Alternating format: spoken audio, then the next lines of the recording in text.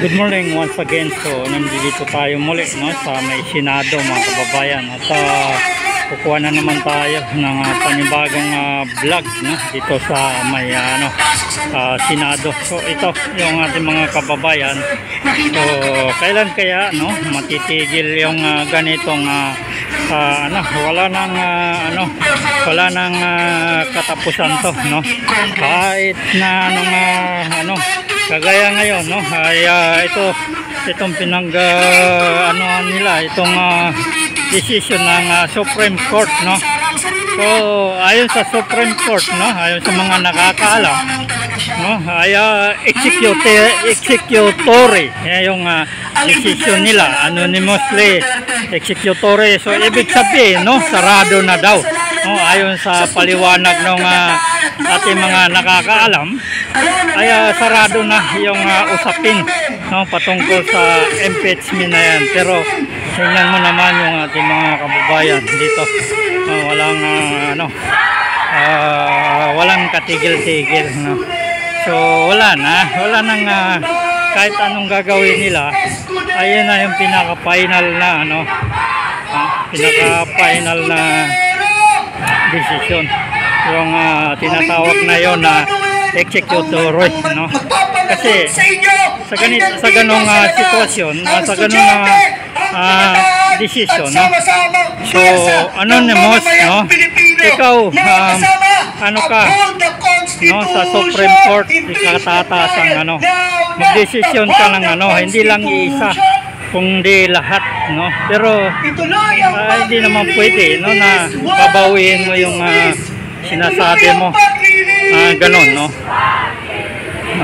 Palayain natin ang mga sarili natin sa mga mandarambong at magnanakaw. Linisin si Sara Duterte. Maraming salamat kasamang Matthew at para sa susunod nating tagapagsalita mula sa ugayang lakas ng mga apektadong pamilya sa Bantaing Ilog, Pasig. Nung nakaraan, pinamadali nila ng alyansa ng Samahang Pantao, sinasama Generosa kailan kaya matatapos ito, mga kababayan, no? Wala nang katigil-tigil ito na ginagawa na ito. Nung nakaraan, gusto nila yung nagdesisyon na yung Supreme Court. Ngayon nagdesisyon naman yung Supreme Court. So kung ano na naman, no, dito na naman sila. Kung ano naman ang ibibigay ng nung nakaraan, galit rin sila dahil sa desisyon ng sa Senado.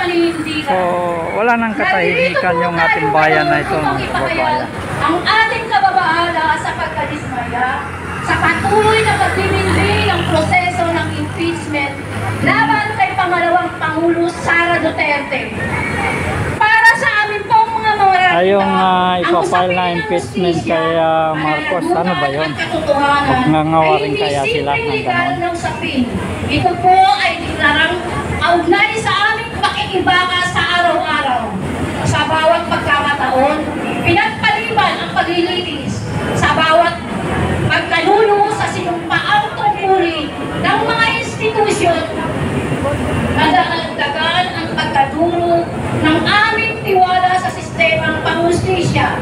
Paano kami maniniwalang may hustisya para sa maliliit kung ang mga kapangyarihan ay tila may kapangyarihang umiwas sa pananagutan? Hindi po ito simpleng usapin politika. Ito po ay usapin moral, usapin mga tao. Kapag ang isang opisyal na tulad ng pangalawang Pangulo ay may kinakaharap na seryosong karapatan, ang paratang, dapat harapin ito sa tamang paraan sa loob ng sistemang umiiral, hindi sa pamamagitan ng mga teknikalidad o impluwensya ng kapangyarihan. Kami po ang malalita ay araw-araw na humarap sa apekto ng maling desisyon ng mga nasa poder, kulang sa serbisyong panlipunan, tanglaw sa trabaho, tanggalan sa trabaho, Bubulol na siya, problema sa kasunod. kasi minimemorize lang niya yung sinasabi niya, no, paulit-ulit na lang na ganon. Sa malilas ng bayan, kami po ay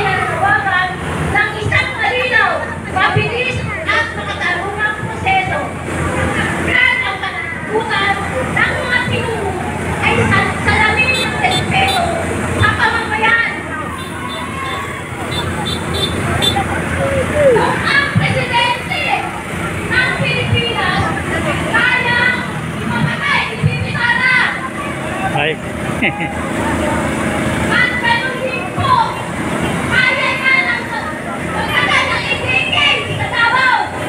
Kami pa kaya mga ordinaryong mamamayan ay kayang patulan at pansahan agad-agad. Bakit kaya may espesyal na pagtrato kapag opisyal ng Kongreso ang sangkot at hindi iba't ibang at hindi ba pare-pareho kayong sakal ng batas? Kaya kami po ay nanawagan sa Senado bilang Inggrisme. Nagulong nito ang inyong kandidato, patunayan ito sa kabayanan ng justisya ay hindi lamang para sa mamamayan, kundi para sa lahat, lalo na para sa aming mga kapitan ng kailangan. Hindi po kami pumapalip sa kayo. Yan pala yung nagsasalita eh. Binabasa niya yung sinasabi niya. Wala siyang ano, talaga.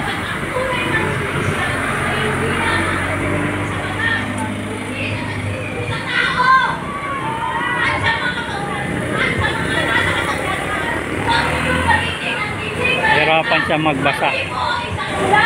At patuloy na